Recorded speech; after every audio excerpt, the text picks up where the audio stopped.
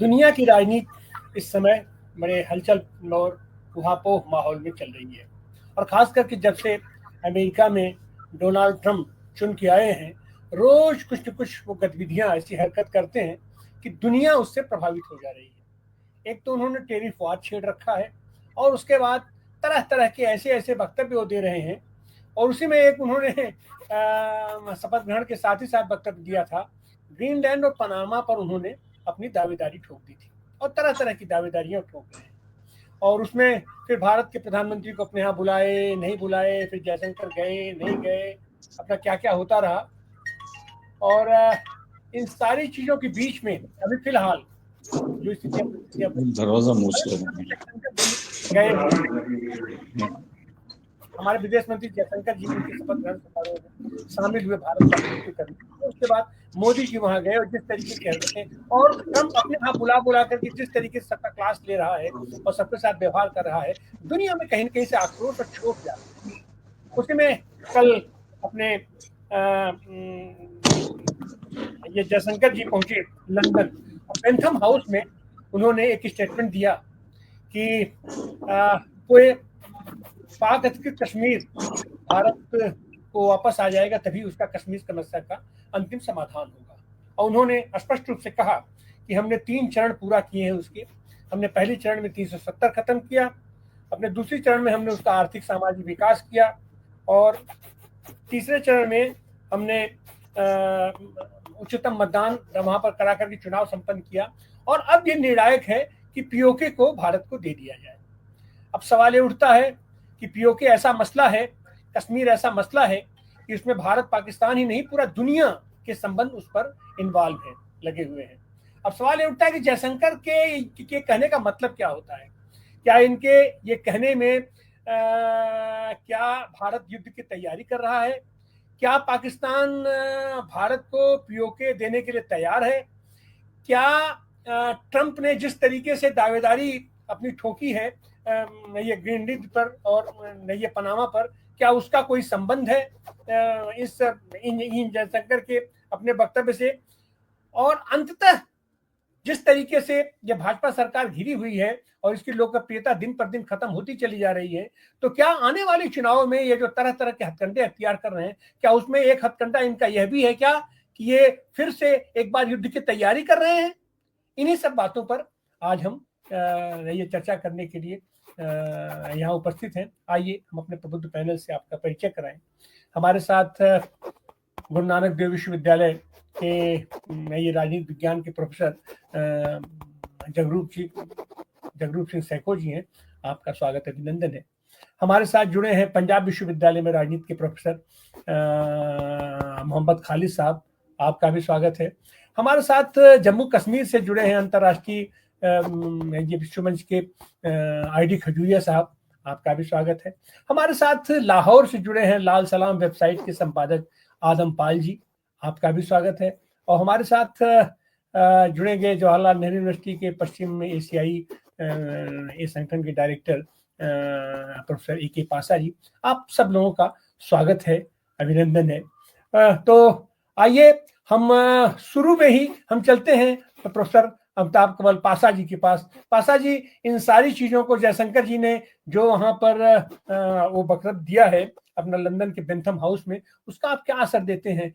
क्या ट्रंप की दोस्ती जो याराना संबंध है, और जिस तरीके से मोदी जी वहां चुपचाप उनकी बात सुनते रहे और एक तरीके से जलील होते रहे लेकिन कुछ नहीं बोले, और वहीं पर छोटे छोटे देश हैं उनकी बात का पलट के जवाब भी दिए, लेकिन उन्हीं श्रृंखला में कि क्या हम इनके इस वक्तव्य को देख सकते हैं जयशंकर जी को? इसका क्या संबंध आप देखते हैं भारत पाक संबंधों पर और अंतरराष्ट्रीय राजनीति पर इनके इस वक्तव्य का क्या असर आप देखते हैं? अमिताभ पाशा जी। जी, डॉक्टर तिवारी, धन्यवाद मुझे निमंत्रण देने का। बहुत महत्वपूर्ण विषय पे आज आप ये चर्चा रखे हैं। मेरे ख्याल से एक्सटर्नल अफेयर्स मिनिस्टर, विदेश मंत्री एस जयशंकर पहले केंद्रीय मंत्री नहीं हैं। इनके पहले होम मिनिस्टर अमित शाह और डिफेंस मिनिस्टर राजनाथ सिंह भी ये जो पीओके है, कश्मीर जो पाकिस्तान का रूबन है, उसके ऊपर टिप्पणी करे हैं और भारत इनको लेके रहेगा और हमारी जमीन है और हमारे इलाका है और पाकिस्तान को ये लौटाना है बोल के लगातार कहते आ रहे हैं। तो ये बहुत महत्वपूर्ण स्टेटमेंट है। उन्होंने ये भी कहा कि जब से 370 आर्टिकल कॉन्स्टिट्यूशन का लागू हुआ, जब जे-एंड-के स्टेट यूनियन टेरिटरी में बदला और जिस तरीके से वहाँ इलेक्शंस हुए और जनता का जो पार्टिसिपेशन हुआ बहुत बड़े पैमाने पे, और जिस तरीके से हालात, डेवलपमेंट और पीस और जस्टिस की बात उन्होंने कही, ये सब काफी महत्वपूर्ण है। लेकिन जो बात उन्होंने कहा कि पाकिस्तान को लौटाना होगा ये stolen land of Kashmir, stolen तो डिप्लोमेटिक वर्ड से बहुत महत्वपूर्ण है, लेकिन मेरे दिमाग में ये सवाल उठ रहा है कि क्या पाकिस्तान जो कश्मीर का हिस्सा कब्जा करके रखा 48 से, अपने आप लौटाएगा ये? मुझे तो कोई उम्मीद नजर नहीं आती, क्योंकि 77 साल से भी हम प्रयास कर रहे हैं, चाहे वो नेगोशिएशन से हो, डिप्लोमेसी से हो, बायलैटरल, इंटरनेशनल मीडिएशन और soft power, hard power, smart power, सभी तरीकों से हम कोशिश कर रहे हैं कश्मीर को वापस लेने की, लेकिन हमें सफलता नहीं मिली है। लेकिन अब ये जब भारत और अमेरिका के बीच संबंध पिछले 35 सालों से जो लगातार सभी प्रधानमंत्री जो कोशिश कर रहे हैं, मुझे लगता है कि इस पे कई बार बातचीत हुई है, क्योंकि बरतानिया के बाद जब पार्टीशन हुआ तो अमेरिका इस कश्मीर मसले को एक ना एक तरीके से अमेरिका पाकिस्तान को सपोर्ट करके ये मसले को उठाता रहा लगातार, और पाकिस्तान को उकसाता रहा भारत के खिलाफ हथियार दे के, डिप्लोमेसी से, यूनाइटेड नेशंस में बायलैटरल एग्रीमेंट से और डीप स्टेट से और आईएसआई वगैरह, क्रॉस बॉर्डर टेररिज्म से वगैरह वगैरह। लेकिन अब नई बात क्या है, मेरी भी समझ में नहीं आ रहा। क्या अमेरिकन ने आश्वासन दिया है भारत सरकार को, या कोई और नई घटना हुई है? क्या रूस हमें इसके बारे में कुछ मदद करने की पेशकश की है, या चाइना से बात हुई है, या हम तैयारी कर रहे हैं मिलिट्री फ्रंट पे उसको वापस लेने की?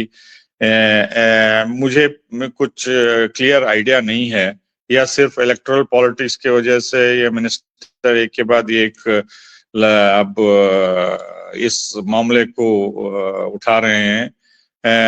क्या आगे होने वाला है मेरे समझ में नहीं आ रहा। लेकिन इससे साफ जाहिर होता है कि जो प्रेशर हम दबाए रखे हैं पाकिस्तान के ऊपर, चाहे वो बायलैटरल लेवल पे हो या हमारी दोस्ती जो खाड़ी के देशों से हो, सऊदी अरेबिया, यूएई या अमेरिका के साथ बढ़ती हुई स्ट्रेटेजिक कोऑपरेशन है, इसको सब मद्देनजर रखते हुए ये शायद पाकिस्तान को चेतावनी है कि आप सुधर जाएं, और जो क्रॉस बॉर्डर टेररिज्म के थ्रू प्रेशर इंडिया पे डाल रहे थे वो तो हम निपट लेंगे, लेकिन आपको चौकन्ना रहना है कि कश्मीर हमारा है और हम लेके रहेंगे बोल के। तो इसमें दो चीजें हैं, एक तो मिलिट्री प्रिपेयर्डनेस, क्या हम तैयार हैं कि पाकिस्तान के साथ अगर डिप्लोमेसी के थ्रू लौटाता नहीं है कश्मीर, क्या हम मिलिट्री मींस के जरिए या जंग के जरिए लेने को तैयार हैं? क्या पाकिस्तान चाइना को सपोर्ट करेगा? क्या रूस का रवैया क्या रहेगा? क्या अमेरिका का रवैया क्या रहेगा? क्योंकि अमेरिका के साथ जो दोस्ती हम स्ट्रेटेजिक पार्टनरशिप बार बार एक तरफा करते आ रहे हैं, तो दूसरी तरफ से इतने घटनाएं, इतने प्रॉब्लम्स अमेरिका क्रिएट कर रहा है भारत को, चाहे वो सैंक्शंस डाले इंडियन कंपनीज को, या टैरिफ की बात करे जो ऑलरेडी लगाए हुए हैं या 2 अप्रैल को आने वाले हैं, और जिस तरीके से भारतीयों को डिपोर्ट किया है जलील करके मिलिट्री एयरक्राफ्ट में बेड़ियां डाल के, ये सभी अच्छे आसार नहीं है कि हमारा स्ट्रेटेजिक पार्टनर दोस्ती के नाम पे ये सब हरकतें कर सकता है। तो अगर हम हथियार अमेरिका से लेते हैं, क्या वो पाकिस्तान के खिलाफ यूज करने के लिए परमिशन देगा, या लेना है या नहीं लेना है, या और बातें इंटेलिजेंस शेयरिंग या कोई और नया मुद्दा है, जैसे कि अफगानिस्तान के तालिबान से हम जो बातचीत कर रहे हैं, जो स्ट्रेटेजिक डेप्थ पाकिस्तान जो बात करता आ रहा है, क्या उसको मिलेगा, या अफगानिस्तान की तालिबान हुकूमत हमारे हक में रहेगी, या झड़प होती है, जंग होती है इंडिया और पाकिस्तान के बीच में कश्मीर के मुद्दे को लेके। तो ये सब बहुत गंभीर सवाल हैं मेरे जहन में आ रहे हैं। क्या हमारी जो अब ब्रिक्स की लीडरशिप है, ग्लोबल साउथ की लीडरशिप है, क्या हमारे साथ रहेगी यूनाइटेड नेशंस में या ब्रिक्स में, या कोई भी रेजोल्यूशन नैम में आए या दूसरे इंटरनेशनल फोरम पे आए, क्या हमें इतना समर्थन मिलेगा कि हम वापस कश्मीर ले सकते हैं मिलिट्री तौर से? क्योंकि डिप्लोमेसी के थ्रू से मेरे ख्याल से पाकिस्तान लौटाने वाला नहीं है। एक और बात जो हमें ध्यान में रखना है वो ये है कि हमारी अर्थव्यवस्था पे क्या असर होगा अगर जंग होती है छोटे अरसे तक या लंबे अरसे तक, और इसमें और उलझन क्या हो सकती है, खाड़ी के देश कैसा रेस्पॉन्ड करेंगे, ऑयल और गैस पे हम जो उनके ऊपर निर्भर हैं, क्या वो क्या कदम उठाएंगे, या दूसरे देश हम हमारे मिलिट्री ऑप्शन को कैसे देखेंगे, वो भी हमें ध्यान रखने होगा। और जबकि इंटरनल फ्रंट हमें कंसोलिडेट करना है, लेकिन इंडिया की गवर्नमेंट जो इंक्लूसिव गवर्नमेंट की बात करता है, इंक्लूसिव गवर्नेंस की बात करता है, एक तरफ तो ये सबका साथ सबका विकास करते हैं, लेकिन दूसरी तरफ माइनॉरिटीज को एलिनेट कर रहे हैं, चाहे वो बुलडोजर डिप्लोमेसी हो, लव जिहाद हो, या वक्फ बिल हो, या कई ऐसे स्टेप्स कर रहे हैं जो कि एलिनेशन बढ़ता ही जा रहा है, और उनका इलेक्टोरल पॉलिटिक्स कंपल्शन की वजह से दूसरे माइनॉरिटीज भी दूर होते जा रहे हैं इंडिया गवर्नमेंट से। क्या ये स्टेबल गवर्नमेंट है इंडिया की अगर नीतीश कुमार या चंद्रबाबू नायडू इस मामले में गवर्नमेंट के सपोर्ट नहीं करते, या उनको सपोर्ट हटा लेते हैं इस मुद्दे पे, या अपोजिशन के साथ कॉन्फिडेंस में लेके आगे बढ़ना चाहते हैं, या अपने आप एनडीए या बीजेपी करते हैं? तो ये सब सवाल कठिन सवाल हैं, इसका